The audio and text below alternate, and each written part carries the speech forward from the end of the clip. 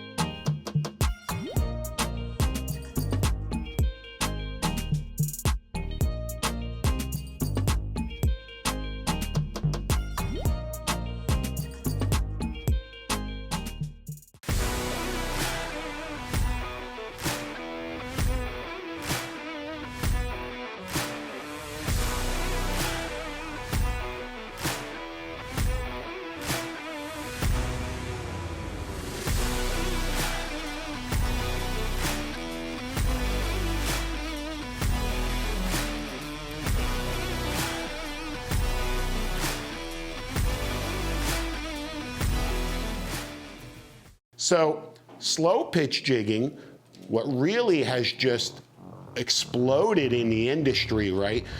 It requires some very specialized tackle. First of all, the rods, they're very parabolic, they're springy, okay? The rod has an incredible spring action to it, which helps pitch the jig through the water column with very little movement on the angler's part, right? Look at that rod tip, just one giant spring. And using the rod in combination with the correct jigging reel, I'll tell you what, it's just incredible what you can do there. And what I find with slow pitch jigging, it's especially deadly when I'm targeting fish in the lower echelons of the water column. Everything from groupers, snappers, tilefish, African pompano, anything that lives on or near the bottom or feeds on or near the bottom, slow pitch jigging is incredibly deadly. The tackle also, not only is it very specialized in the action of the blanks, which are manufactured of high-tech materials like nanocarbon fiber technology and all sorts of cool stuff that goes into these blanks that make them practically bulletproof and nearly indestructible. It's incredible how much heat you can put on that rod. I mean, you just can't break it. And again, coupled with these incredible reels, this is an Oshia Jigger 2000. There's a lot of great jigging reels out there in a wide array of price ranges. Smooth drag, plenty of line capacity, fast retrieve, comfortable handle. You can see I switched the handle. I don't like that big T-bar on the Oshia Jiggers. I prefer that Daiwa knob, so I swap them. But that's, of course, preference, up to you.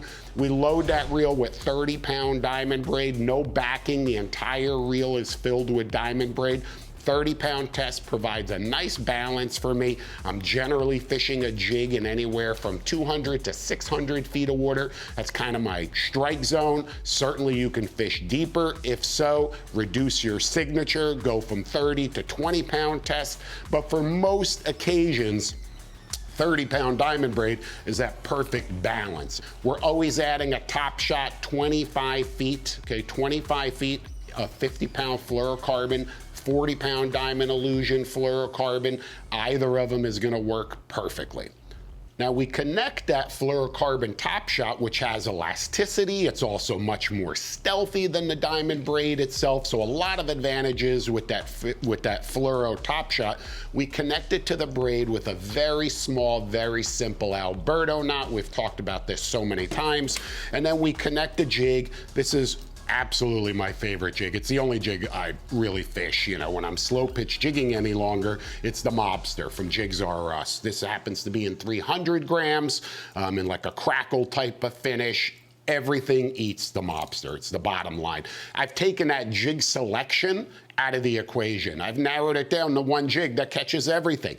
I have so much confidence in the jig that there's never gonna be a scenario where I'm fishing it, I'm not getting bit, and I say, hey, let me swap out, put a different jig on because that one's not working. Not the case at all. It works, everything eats it. Okay, and certainly in different current situations, there might be slight fluctuations, but overall, that's a killer. Rigged with assist hooks on the top and on the bottom, okay, and that's the jig that we're gonna be working, that bottom 50, bottom 80 feet of the water column. That's really the kill box for me, but again, you can work it throughout the entire water column. Slow pitch jigging, again, remember that question our fan asked, and I'm talking to you right now. Listen to that word, slow pitch jigging. You wanna move that tackle slow, you wanna move the jig slow, and let the jig do what it's designed. Let it fall horizontally, okay? It's gonna flutter, it's gonna pitch. When you pitch that rod back up, okay, it'll dart off to the side, and then as that rod tip falls back and there's slack in the line, the jig will, you know, like I said, flutter and come to life. And what you can do with it is just incredible. Super powerful, super light, great for bottom fish. I'm gonna continue to slow pitch jig probably till the end of time because it is just that effective. And it's not as technical as you believe, okay? Don't think you've gotta be some sort of superstar slow pitch jig fisherman to catch fish. You don't. Find a rhythm, get out there, put in the time because there's no substitute for time on the water when it comes to jigging. I promise you that. You're not gonna learn by watching this video. You're not gonna learn by watching anyone's seminar. You'll pick up tips, but you're never gonna get that rhythm and get it dialed in till it's second nature without being out on the water and putting in the time.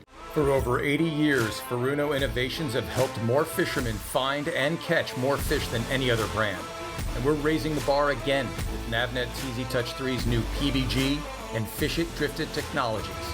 Build your own three-dimensional shaded relief charts to find trophy fish others have missed. Perform accurate drifts the first time, every time. Be the one everyone follows. When you're serious about fishing, lead the way and get serious with Furuno. The weather is beautiful and the fishing is great. Captain Pips has the largest rental boat fleet in the Keys, including new twin-engine center consoles. 5 locations, 150 boats ready to fish and cruise. And we deliver. Stay and play in a fully appointed cottage or catch the sunset off your very own Aqua Lodge. For the best hassle-free vacation the entire family will enjoy, no one does the Florida Keys better than Captain Pips. Mention Florida Sport Fishing and receive 10% off your entire stay.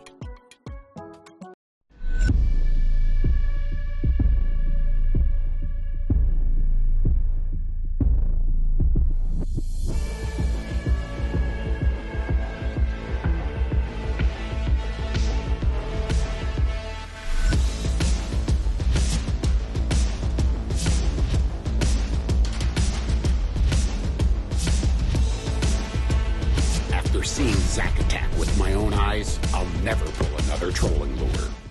Hey guys, I'm Captain Mike and welcome to my rigging station. You've asked over and over, here's the answer. Dubro Fishing. 4 different styles of rod and reel holder mounts for every application. Their ingenious lure and leader keeper system is perfect, either permanently mounted or portable. It keeps everything I need right at my fingertips so I could focus on staying hooked up. Listen, I count on Dubro products, so should you. Check out their full line of innovative gear at dubrofishing.com. This is also very effective in any of the world's oceans. I have fished in the Pacific, throughout the Bahamas, up and down the eastern seaboard.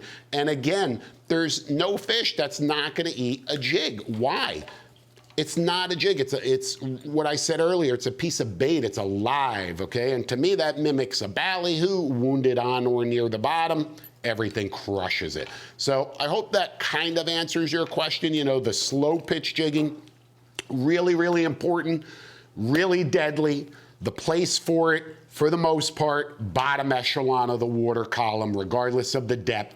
You can slow pitch jig in anywhere from, guys are micro jigging in less than 100 feet of water, and they're ultra deep jigging in well over 1,000 feet of water. So there's a vast array of water right there and a vast array of species that you can target with this sort of tackle. And interestingly, this one outfit with this one jig can almost cover all of those bases, you know, under the right conditions. Almost everything with one rod and reel. What other rod and reel single combo can you cover so much water with so many different species in only one outfit? So certainly magic. Now, the high-speed vertical jigging is a different game altogether, okay? This is something that we employ really when I'm looking for tunas, okay? Blackfin tunas, wahoo, kingfish, pelagics, okay? That's where the high-speed vertical jigging comes into play. And this is really where kind of slow pitch jigging, I don't want to say evolved from, because it's really evolved in Asia, pressured fisheries, a little bit different, and it's, you know, kind of made its way over here. The high-speed vertical jigging is something also that we've been doing here for many, many years. Very, very effective. But with the advent of braid and with the advent of new materials for, you know, really sensitive and lightweight and strong rod blanks, it's really opened up the door to kind of take high-speed vertical jigging to a whole other level, okay? And remember, high-speed vertical jigging, just like we talked about slow pitch jigging and working that jig relatively slowly, okay, methodically. With high-speed vertical jigging, we're moving that jig through the water column at a high pace, at a high rate of speed. First of all, it's a different jig altogether. Substantially smaller. I prefer something in the 150 gram range. This is a little sardine, again, from Jigs R Us. It does not have assist hooks on the bottom, okay? I'm not targeting bottom fish. I'm targeting tunas and pelagics. They will typically swallow that entire bait right there. That's the goal. That fish doesn't chew, he doesn't grab it, he inhales it, the entire jig. You can see it just shimmering. And once again, if I only had to pick one jig for high-speed vertical jigging, this would very likely be it. 150 gram sardine in the glow pattern, whatever they call that pattern, has some glow lines, and of course all of that metallic shimmering finish on there. One set of twin assist hooks, dual assist hooks up on the top of the jig, not on the bottom, up on the top of the jig. Those assist hooks are connected to the jig with a heavy duty little split ring. Okay, this is one of those little triple split rings. I love these. They're tiny but super strong. And you know, like your typical split ring, this actually goes around one more time. Got it from Johnny Jigs, okay? I believe that's the company that was selling them, and I really, really like those rings. On that split ring is also a little welded ring, a solid welded ring, and that's where we tie our leader to with an improved clinch knot.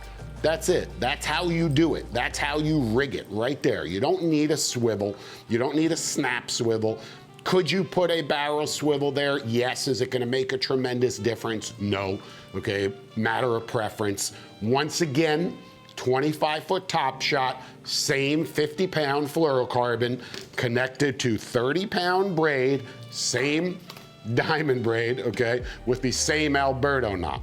Difference here is the rod is approximately the same length. You can see 6'3", 6'6" in that range, so they're very, very similar in length, but obviously this is a spinning rod. Larger guides, the reel, of course, is a spinning reel in this particular case. Shimano Twin Power, what is this, an 8,000? Yep, an 8,000. I love this reel, super strong, a lot of torque, a lot of line capacity, but an incredibly smooth drag, and it's fast. It's a comfortable, reliable, powerful reel to fish. Feels really good in your hands, very tight, very sturdy, great tolerances. All of that is super important when you're high-speed vertical jigging because you're imparting a tremendous amount of action with the rod, with the reel, simultaneously. As you're pumping that rod and turning that reel simultaneously, that jig is not fluttering in the water column. You're not allowing that jig to remain in the strike zone.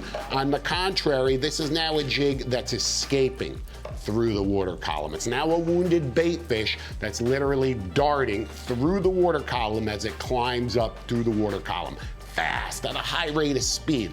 And what are you doing? You're triggering an impulsive strike from a blackfin tuna, yellowfin tuna, kingfish, even mahis love these things, okay? Especially you pull up on a log or a well-formed weed line, drop a jig down a few hundred feet, work it back up. Chances are you're gonna get cut off by a wahoo if you don't have any wire. Short of that, any dolphin that are down deep are gonna come up, but don't be surprised when it's, you know, a slammer eats that jig. Amongst cats, there are many lions, but only one rules the pride. SeaHunter CTS. Carbon Kevlar construction. Optimum stability. Decisive performance. SeaHunter boats. Factory direct sales. Factory direct service. #1 in owner experience. Schedule a zero obligation sea trial and feel the difference.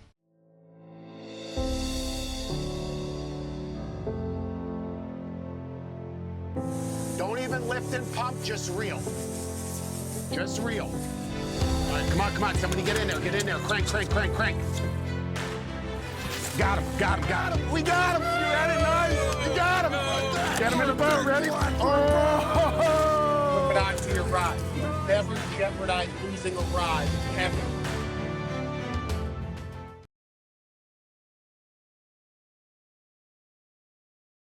So you're mimicking escaping prey versus mimicking wounded prey that's remaining in that strike zone for a maximum period of time. So those are really the two big differences between slow pitch jigging and high-speed vertical jigging. I can keep that lure where I want it, maximum amount of time to really entice those fish to eat a grouper, a snapper. You know, they're not as, they're not as fast, of course, as tunas and pelagic predators, and I feel like they study that bait a little bit more. They make more educated decisions, whereas the blackfin tunas, especially what we're targeting across Florida, is more of an impulsive strike that we're triggering. So we want that bait to move through the water column. I don't need it to be super heavy. Okay, I want it to be comfortable in my hands because, again, I'm working this jig at a higher rate of speed. However, the jig itself also has tremendous action, so if I want to slow down a little bit, that's fine as well, and let the jig work its magic, okay? I could work a particular area in the water column. I'm studying my Furuno fish finder. My eyes are glued to the screen as I'm jigging.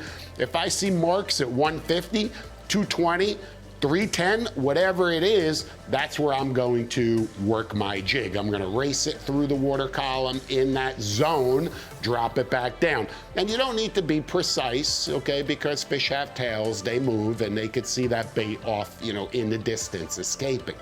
All right, so a lot of advantages, you know, and I really enjoy that high-speed vertical jigging as well. A little bit more of a workout. I can't deny that. We all know that high-speed vertical jigging can be more of a workout, but it's, you know, equally as rewarding. Tackle 2 is different. I'm holding that reel right on the reel seat. Okay, that's typically where I will fight a fish, right from the reel seat. Okay, you might dig it into your gut right there.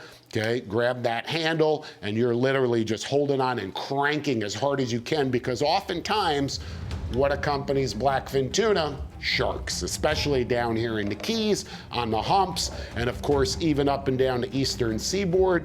So you've got to be able to put some heat to them, right? Lock down that drag as much as you can. Rely on your connections. Make sure your leader is bulletproof. There are no frays. Make sure your knots are perfect. And don't be afraid to put the heat to them, because I'll tell you what, the longer that tuna's in the water, the more likely it is to be eaten by sharks. So, answering that question, both approaches deadly effective, okay? Both of them.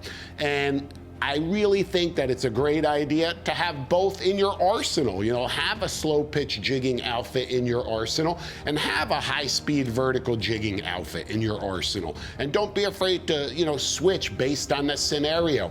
Work the bottom of the water column, work higher up in the water column.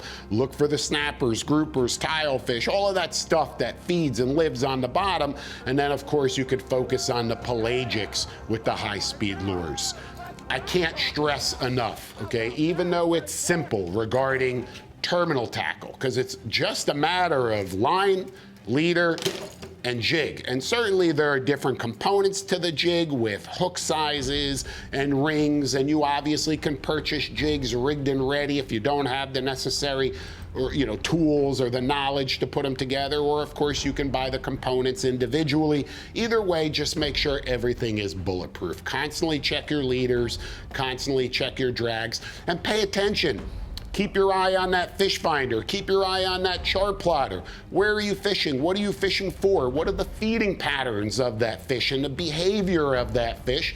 And that's also gonna help you make that right decision, okay? And then at the end of the day, it's also about enjoyment, right? What do you enjoy more? Most guys who started high-speed vertical jigging have pretty much all turned to slow pitch jigging because it is just that much more effective and the tackle is that much lighter and less strenuous. I could slow pitch jig for days in a row and not feel anything. You're just fluid, right? Once you become fluid with your tackle, it's easy regardless. This is gonna require a little bit more of a workout, but I'll tell you what, when them tunas are around, there is no more exciting way to catch those blackfins than high-speed vertical jigging.